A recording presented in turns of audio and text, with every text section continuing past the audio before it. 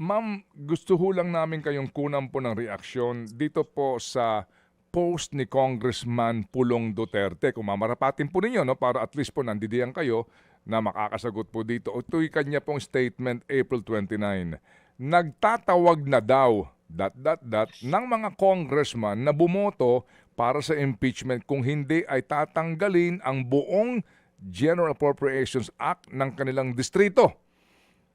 The national budget is not a weapon. Hindi ito panakot, hindi ito ginagamit para pilitin ang mga halal na kinatawan na sumunod sa gusto ng iilan. Uulitin ko, tao ang paparusahan ninyo para sa mga ambitions ninyo.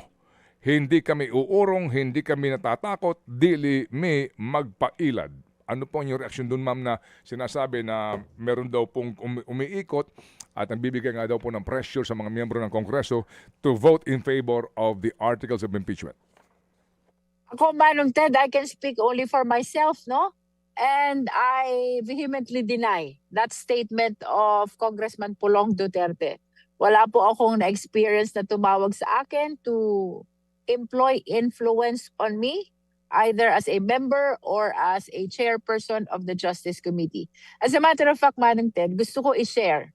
Kahapon, actually, marami akong nare-receive na text at tawag from members of the Justice Committee who are abroad.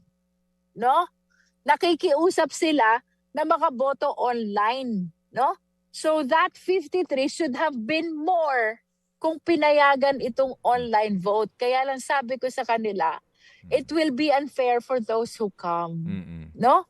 So, yung mga request ng mga kongs who are out of the country yesterday, na ma-register yung kanilang boto, talagang it was not considered, at least to make it fair on the part of those who attended. What I want to imply, Manong Ted, I think it was voluntary on their part, really, to support the impeachment process. That's why there were 53 who were physically present, and even those who are not physically present are really finding ways for them to be able to register their vote.